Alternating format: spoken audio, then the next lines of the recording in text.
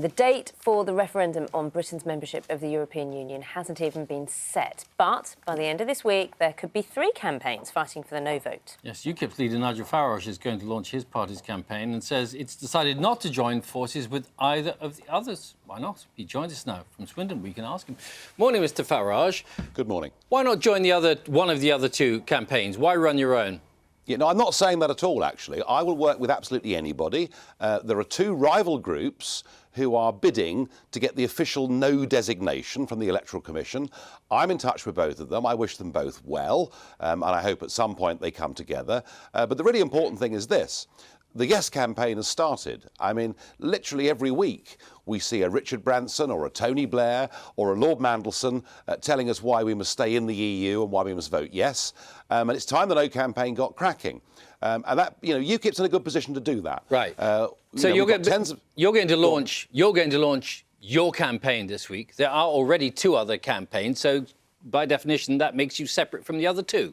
Well, the other campaigns, are not out going around theatres and town halls and putting leaflets through doors. And politics is about a lot more than just being in Westminster and, with respect, doing interviews on television. It's about going out and reaching the people. And UKIP is the only Eurosceptic group with tens of thousands of members, hundreds of branches, and we're going to launch the biggest outreach campaign in the history of our party because we feel people want to have that face-to-face conversation at ground level. So should they be joining you rather than you joining them?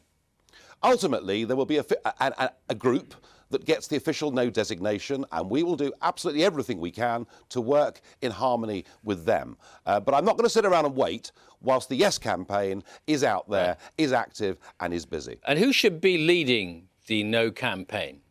I've absolutely no idea. We'll have to wait for the official designation.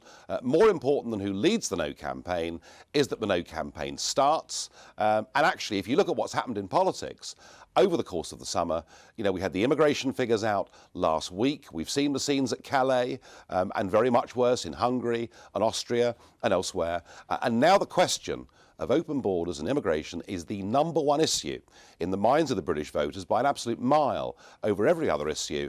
And the argument that I want to take to the country is we can only control who comes to Britain. Yeah. We can only put in place an Australian-style point system for judging who should come here if we break our links with political union with Brussels. Right, and those arguments still to come. But in terms of the actual campaigning, you are the standard bearer for UKIP. So doesn't that make you the obvious choice to lead the No campaign? Well, Nicola Sturgeon leads the SNP. She's going to be supporting the Yes side, doing her own thing. Labour had previously said that Alan Johnson would lead their campaign and they'd be doing their own thing. There are lots of groups on both the Yes and the No side in this campaign. I think to obsess at the moment about who will lead the campaign in the last few weeks is perhaps to put the cart before the horse. The important thing is to get a nationwide campaign going, and that's exactly what we're going to launch this week. All right. There's more to this debate, though, much more than just talking about migrants, isn't there? Well, of course, there is who governs Britain. Can we make our own laws in our own parliament? Is it acceptable that 75% of our laws are now made by the European institutions? Is it right that our own Supreme Court can be overruled by courts in Luxembourg and Strasbourg? So you're right, the whole question of democracy and who governs Britain is absolutely vital. And in a sense, border controls and immigration are a subset of that.